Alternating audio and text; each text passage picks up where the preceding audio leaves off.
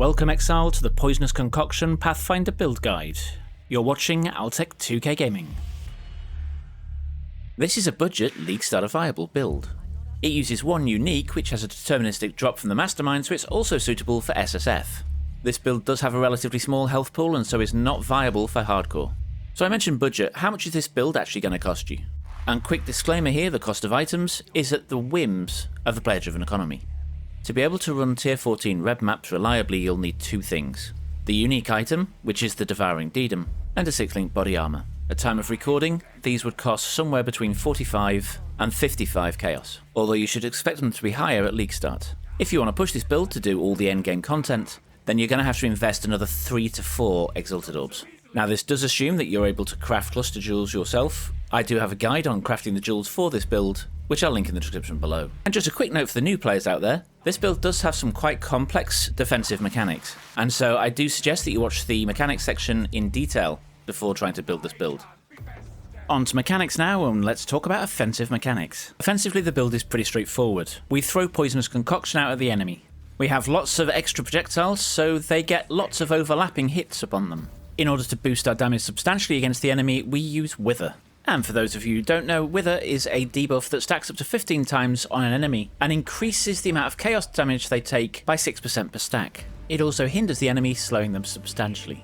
Through the passive tree and the use of our anointment, we increase the effect of Wither by 55%, so each stack now causes them to take 9% more damage. This means that at maximum stacks, we deal a staggering 135% more damage with chaos. We apply this via a totem setup, so do make sure these totems are deployed before fighting bosses. You don't normally need them for trash, but rares and bosses definitely. In addition to this, we also curse them with Despair. You can do this manually until you can get a ring that applies it on hit. Poisonous Concoction has a rather unique synergy with life flasks. It deals a percentage of the amount of life you recover from your life flask as extra damage, so do make sure your life flask is giving you the most life possible. To do this, it does consume life flask charges, so you will notice in the early game your life flask depleting rapidly, even when you're not using it. To prevent this becoming a problem, we offset it via our Ascendancy and the passive tree. Our final layer of offense comes in the form of Plague Bearer. This skill, once first activated, goes into charge mode. Here it consumes a portion of our poison damage to charge a buff. Once the buff is fully charged, it will stop consuming that extra portion of our poison damage. It will now go into offensive mode and basically give us a chaos version of Righteous Fire for a short period, which melts everything. The buff for this builds up very quickly, so if it's not charging, you should really be using it. In order to speed up clearing, we zoom between the packs using Shield Slam. This has no cooldown and can be cast as many times as we like. This zero downtime movement comes at a cost, or more accurately 3. Number 1. This skill is absolutely terrible in confined spaces, it just keeps bashing into walls and gets us nowhere. 2. It can't jump over ledges. 3. It's actually classed as walking, just really fast. This means that when fighting bosses, running through some of their effects will actually put that effect on us, which we don't want. To counter this, we have a second movement skill, Dash. This allows us to jump over ledges and bad boss effects, all at the cost of a cooldown. Our first layer of defenses is Block, both attack and magic. We have 50% attack block and 40% magic block. If we successfully block a spell or attack, we take 0 damage from it. Underneath that we have Evasion. We couple this with blinding the enemies to make it much more effective, meaning that 75% of all attacks will be evaded, meaning we take 0 damage. The key difference between these two is blocking classes as a hit, evading does not. In the unlikely event that something does actually manage to deal damage, this will be offset by our resistances and our rather nice 8% physical damage reduction. Do note that our resistances are not capped by default, but will be when we're fighting, and I'll explain that a little bit more in the Flask section.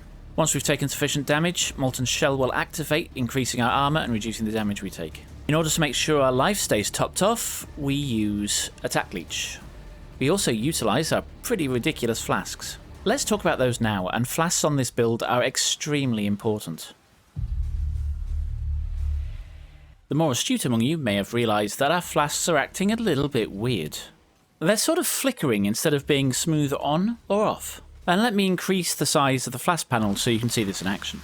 The reason we want them to do this is that our Ascendancies grant us some ridiculous buffs when we activate flasks, but we'll go into those more when we touch the Ascendancy section after this one.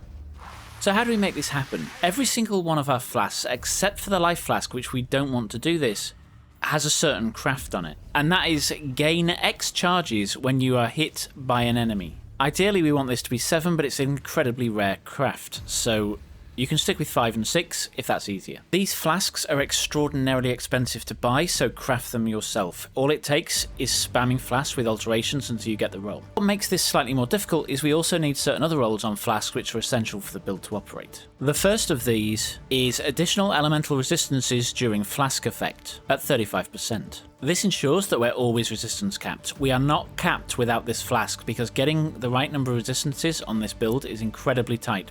The next required flask craft is immunity to freeze and chill during flask effect. This has a drawback of having less duration, but duration really doesn't matter because we don't let our flasks ever finish. These are really the only essential crafts, however, getting either immunity to shock and ignite, or chance to avoid being shocked and ignited is really nice, and should be a priority if you can get them. My flasks are by nowhere near perfect. When I get a replica drop, I tend to have a crafting session trying to get a better flask than the one I've already got to swap in. Do not try and recraft flasks you've already got, because you can end up bricking them and ruining a build. Our life flask is the only flask we have that requires quality, and we want this to be 20 as quickly as possible. Quality on life flasks increases the amount we heal for, and that in return increases the damage that Poisonous Concoction deals.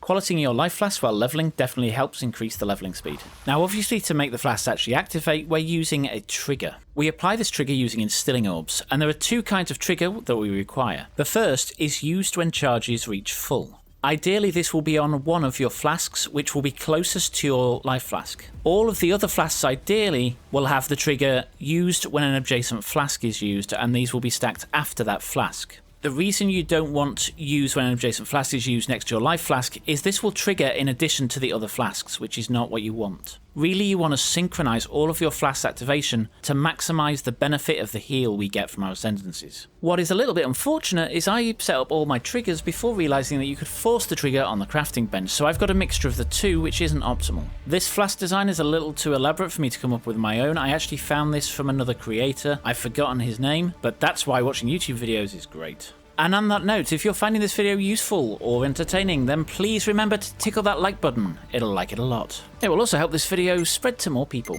which is always good. On to the Ascendancies now, and we are Pathfinder. The first Ascendancy we'll be taking is Nature's Adrenaline. This gives us 15% increased movement speeds and 20% increased attack speed during any flask effect. It's almost Onslaught, and it's up all the time. For the second Ascendancy we go Master Toxicist. Like every other Pathfinder Ascendancy, a flask effect must be active for this to work. When it is, when we kill an enemy affected by our poison, that poison spreads to nearby enemies, killing them as well. It also gives us a 20% chance for our poison to deal 100% more damage. For our third Ascendancy we pick Master Surgeon. When we use a flask, it removes bleed, corrupted blood, and recovers 6% of life. That's per flask. We also gain a flash charge when we deal a critical strike. Our build is not crit heavy, so we only hit with a crit once every 10 hits. Now for our final Ascendancy, Nature's Boon. And this is where our build really starts to feel good. 6% reduced elemental damage taken. Flasks gain 3 charges every 3 seconds. 20% for flasks you use not consume charges. This is absolutely massive for flask sustain. Moving on now to our skill gem setup. In our body armour we have our 6th link, which is comprised of Poisonous Concoction, Void Manipulation, Vicious Projectiles, Unbound Ailments, and the next two may surprise you together, Greater Multiple Projectiles and Greater Volley. This gives us a total of 9 projectiles, which is great for clear. It is not, however, the best damage, so if you are fighting a really heavy endgame boss and want the extra damage, then you could consider switching one of these out for Cruelty. However, you will need at least one white socket on your body armour to do this. Because Poisonous Concoction scales like a spell, we do want to get this to level 21. All the others can be 20, quality 20. 4 of our 5 auras live in our helmet, and that's because our helmet gives us 25% increased reservation efficiency for socketed gems. These are Herald of Agony for the Agony Crawler, and 10% more poison damage. Grace for extra evasion, Determination for extra armour, Precision for accuracy and a tiny bit of critical strike, and wherever you happen to put the cast when damage taken setup is where we're going to put our last aura, which is Flesh and Stone. This will cause all enemies around us to be blinded while in sand stance, which we are all the time. That means that their accuracy is lower, which means our evasion is higher. Blind was also changed in 3.16 to make evasive enemies that are blinded easier to hit. Our Wither setup is in our shield, and that consists of Wither, Spell Totem, and multiple totems. Our gloves and boots are interchangeable. In one of these you want our movement setup, which is Shield Charge, linked to faster attacks, and Dash. We also stick Plague Bearer in the spare slot. In our cast when damage taken setup, we have a fully leveled cast when damage taken, linked to Flesh and Stone, Molten Shell, and BloodRage, all to as high a level as you can get them within your requirements. Flesh and Stone is an aura and so will not be triggered by cast when damage taken. Now that the skill gems are out of the way, let's talk about the gear. And first, the weapon. We don't have one. Poisonous Concoction requires us to be unarmed. If we pick up a weapon, Poisonous Concoction will cease to operate. On our offhand, we do have a shield, and this is really important to our survival. We want to prioritise getting life and chance to block. We want at least 10% chance to block as an extra. The next roll is a must on most builds that don't have a lot of life, and that's reduced extra damage from critical strikes. My shield has 60%, I suggest you get something around this number. It really does help with survivability. Another useful roll, which I didn't manage to get, is life on block. And the last thing is attributes. This build struggles like hell to get strength and intelligence. We have to take it on the tree early, and then we have to replace it with our gear later. And we will be getting this on practically every item that we own. Onto the helmet now, and this is our only unique on the build. It is the Devouring Dedum. We utilise this helmet because Poison Concoction absorbs mana for fun. This helmet only drops from the Mastermind, and it has one Veiled modifier. The Veiled modifier that we really want on this build is increased duration of ailments you inflict while focused. I managed to drop this helmet and roll that modifier at 179%. With regards to helmet enchants, the best in slot is Poisonous Concoction has increased area of effect to 24%. After running the lab about 10 times, I still failed to get it. However, what I did get is mana reservation efficiency for determination. This is fine too. Onto the body armour, and in terms of getting the right links, we want it to be a dexterity base. The key things we're looking for, in this order, are life, increased life, strength, intelligence, and resistances. We want to be aiming for a flat life roll of at least 100. And our boots pretty much echo this. Life, strength, intelligence, resistances, movement speed, and chance to gain onslaught for 4 seconds on kill. For the gloves, we really want a hunter base, we want accuracy, chaos damage over time multiplier, strength and intelligence, life and resist. Our amulet, which can be very, very expensive depending on how we get it, should have chaos damage over time multiplier, +1 to all chaos skill gems, or +1 to all dexterity skill gems, life and resistances. And of course this should be on a strength or intelligence amulet base. If we wanted to really push this build to its limits, then we would get +1 to dexterity and +1 to chaos skill gems, although this would set you back about 10 exalts, which is way beyond the scope of this build. Mine just has the +1 to chaos roll and cost me about 1.5x. Our amulet definitely should be anointed, and there's only one real option for this: corruption. This gives our wither 30% increased effect, which massively increases our damage. Onto our belt now, and we want a leather or Stygian vice. To make our flasks behave optimally, we want 20% reduced flask charges consumed. I still don't have this roll, it seems to be incredibly rare. Of course, we're also looking for strength, dexterity, life, and resistances. Also, rolling a craft of chance to not consume charges is always beneficial. If you're picking a Stygian vice, then the jewels should have life, res, strength, or intelligence. Onto our final slots now, the rings. One of our rings should have curse enemies with despair on hit. And then for everything else, you guessed it, strength, intelligence, life, and resistances. This build has 10 masteries. I'm going to try and get through them as quickly as possible. +50 to maximum life. Poison you inflict on non-poisoned enemies deals 300% increased damage. Grace has 25% increased mana reservation efficiency. 10% to damage over time if you've killed recently. 20% increased poison duration. Utility flasks gain 1 charge every 3 seconds. 15% increased mana reservation efficiency. 10% increased maximum life. 20% increased effective withered. Precision has 10% increased mana reservation efficiency. And breathe. As you will see, this build uses 3 cluster jewels, 1 large and 2 medium. The large has the base of 12% increased chaos damage. The mediums have 12% increased chaos damage over time. These jewels literally cost me 5 chaos because I crafted them myself using fossils out of the delve.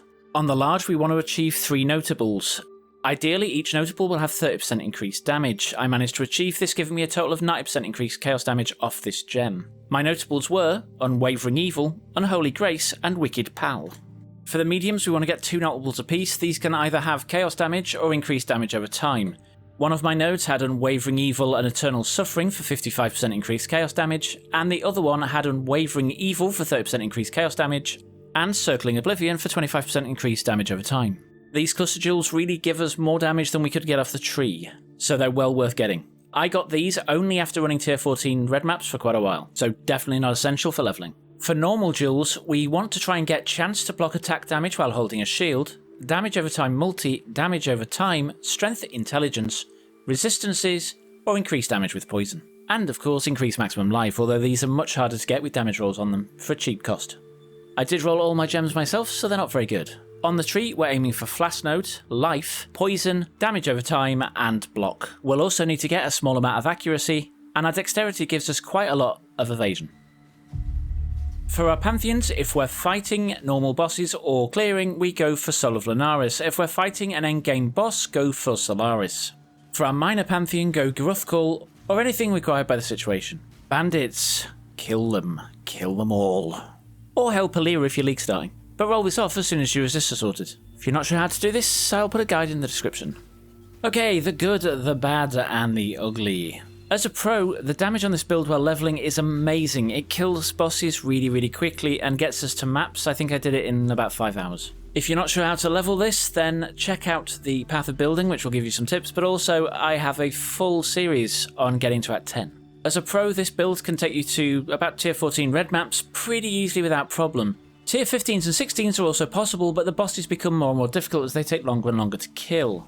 You will need to spend at least 2x to kill Cyrus, unless you're an exceptional player who can dodge all his attacks. I was terrible at it, as you could see from the intro of this video.